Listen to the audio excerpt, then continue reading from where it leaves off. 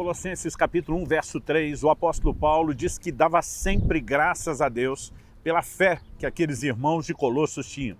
Na sequência, ele menciona como o evangelho estava crescendo e frutificando entre eles, para no versículo 6 nos apontar a razão, o ponto de partida dessa frutificação. Ele diz, desde o dia em que ouviram e entenderam a graça de Deus na verdade. Entender a graça é a chave para a frutificação na vida cristã. E essa é a nossa conversa de hoje. Fique comigo, nos próximos minutos entenderemos um pouco mais essa verdade.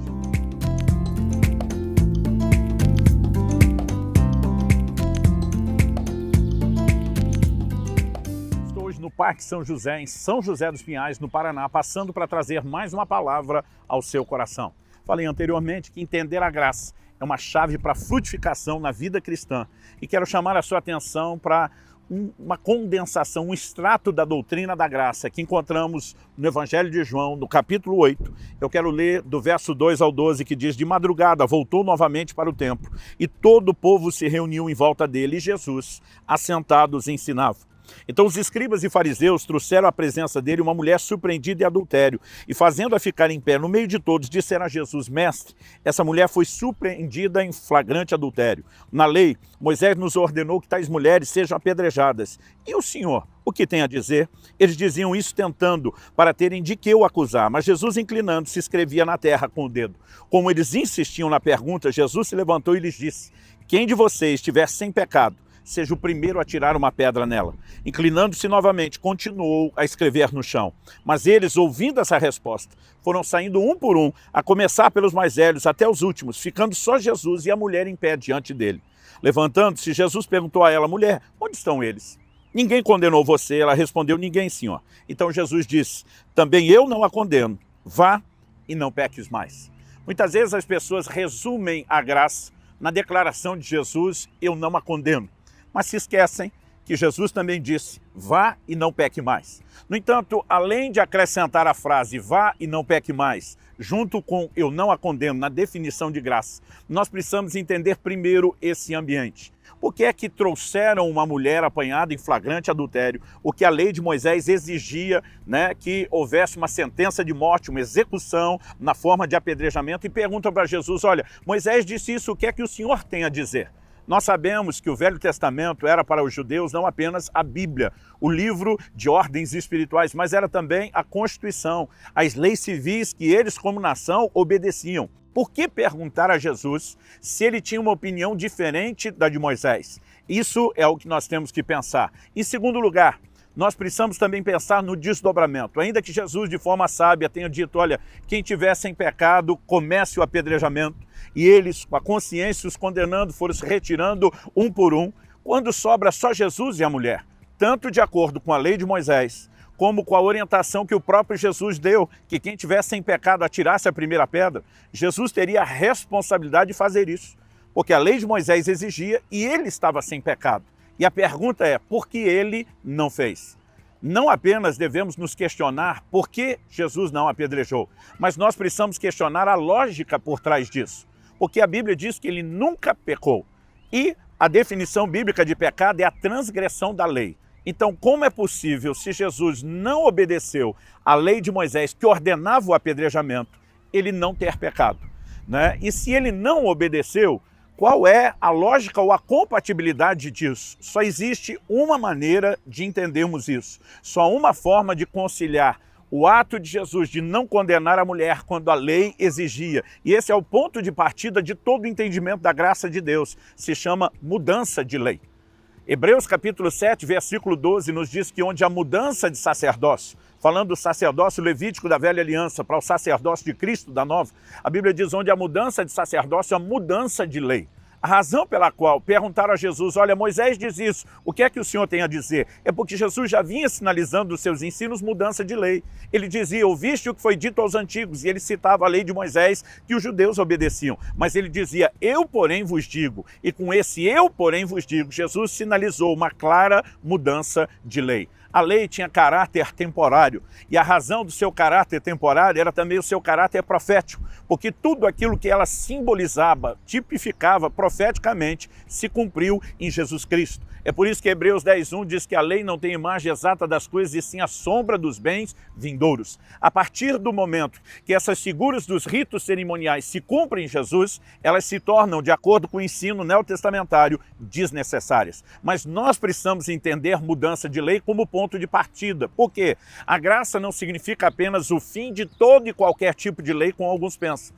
Mas como diz Romanos capítulo 10, verso 4, o fim da lei a Cristo, ela fala do fim de uma lei específica, embora haja o estabelecimento de uma nova lei. É isso que dá sentido à frase de Jesus, um novo mandamento vos dou, em João 13:34. É isso que dá sentido à grande comissão de Cristo, quando ele diz, façam discípulos das nações, ou seja, gentios, não judeus. E quando eles se converterem, batizem eles em nome do Pai, do Filho e do Espírito Santo, ensinando-os a guardar tudo o que eu vos tenho ordenado. Isso significa que nós não estamos sem lei, mas não estamos mais debaixo da lei que eles, na velha aliança, estavam. Esse é o ponto de partida do entendimento da graça de Deus. Em segundo lugar, nessa mudança de lei, a condenação sobre determinados pecados como esse foi removida. A manifestação da misericórdia de Deus foi revelada.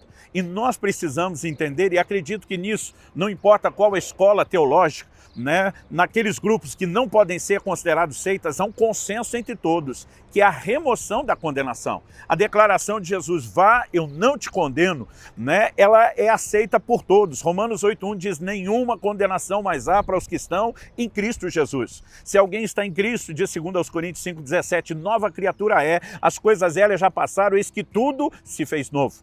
Mas o que nós precisamos entender é que essa declaração, ela revela apenas uma parte da verdade sobre a graça. A remoção da condenação dos pecados já cometidos é indiscutivelmente uma obra da graça. Mas eu a definiria apenas como o pontapé inicial, apenas como o ponto de partida. Porque o mesmo Jesus que diz, eu não te condeno, também diz, vá e não peques mais. A mesma Bíblia que em Romanos 8:1 diz que não há mais condenação para quem está em Cristo Jesus, diz em Romanos 8:2, versículo seguinte, porque a lei do Espírito da vida te livrou da lei do pecado e da morte. A grande mudança da obra da graça é que ela trouxe uma libertação do domínio do pecado. É o que diz Romanos 6:14, o pecado não mais terá domínio sobre vós, porque não estáis debaixo da lei, e sim debaixo da graça. Muitas vezes, quando falo a respeito da obediência na nova aliança, eu vejo pessoas que não entenderam a graça me chamando de legalista, e normalmente eu digo, eu acho que o legalista é você. Porque se você acredita que Deus só oferece na graça perdão para pecado já cometido, isso já tinha debaixo da lei. Não seria novidade nenhuma, mas o livro de Hebreus fala de uma nova e melhor aliança, baseada em melhores promessas, mas, na verdade, nós estamos olhando para uma melhor aliança e dizendo que ela só faz o que a velha fazia, que ela só perdoava pecados, que ela não empodera o homem para a obediência. Nós precisamos entender que a graça não veio nos libertar da lei, ela veio nos libertar do pecado, do domínio do pecado. Então, você vai encontrar textos como Tito 2:11, a graça se manifestou trazendo salvação a todos os homens. Ponto de partida, conversão, salvação. No verso seguinte, Tito 2:12, a Bíblia diz, ela nos educa, ou nos ensina, dependendo da versão, a que renegadas as paixões, as impiedades mundanas, vivamos no presente século de forma sóbria, justa, piedosa, aguardando a bem-aventurada manifestação de nosso Senhor e Salvador Jesus Cristo. A mesma graça que remove a condenação de pecados já cometidos, empodera e capacita o homem para viver obediência à nova lei instituída por Cristo, a viver santidade.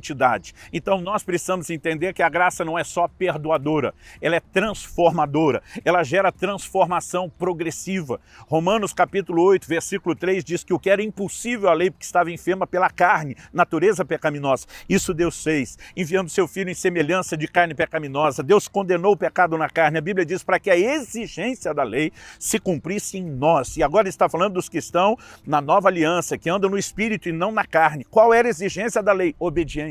A graça viabilizou a obediência que antes não era possível. No entanto, a graça não opera sozinha, de forma unilateral, senão todos nós seríamos automaticamente empoderados para viver a obediência sem precisar fazer absolutamente nada. O que nós precisamos entender é interagir com a graça. A Bíblia diz, em 1 Coríntios 10, 12, quem está em pé, cuide para que não caia. Temos responsabilidade, temos que cuidar para não ter problema. Mas o versículo seguinte diz que nós não seremos tentados além da nossa capacidade de resistir e que Deus nos dará o livramento. Então, se existe algo sobrenatural, quando nós falamos de tentação, não é a força da tentação, ela é humana, ela é natural. Mas se existe algo sobrenatural, é a graça que nos fortalece, que nos empodera para vencer o pecado. Quando nós entendemos isso, entendemos a nossa responsabilidade de interagir. Hebreus 4,16 diz que nós temos que nos aproximar do trono da graça para receber socorro em ocasião ou tempo oportuno. O que é tempo oportuno? Os versículos anteriores falam de Jesus nos ajudando a vencer tentação, ou seja, é antes de pecar e não só depois. A graça não funciona só depois de termos pecado, ela funciona de forma preventiva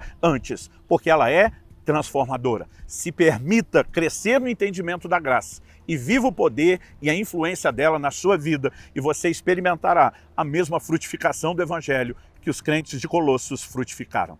Esse tema é tão importante que seria não sábio e até injusto apenas condensar da forma como eu fiz o assunto. Se você quer se aprofundar, eu escrevi um livro inteiro a respeito do assunto, 416 páginas de ensino bíblico. Acompanha o livro, um curso com 20 aulas e mais de 10 horas de ensino gravado. Se você tiver interesse em se aprofundar, pega o link aqui na descrição e use esse recurso que com certeza vai abençoar a sua vida.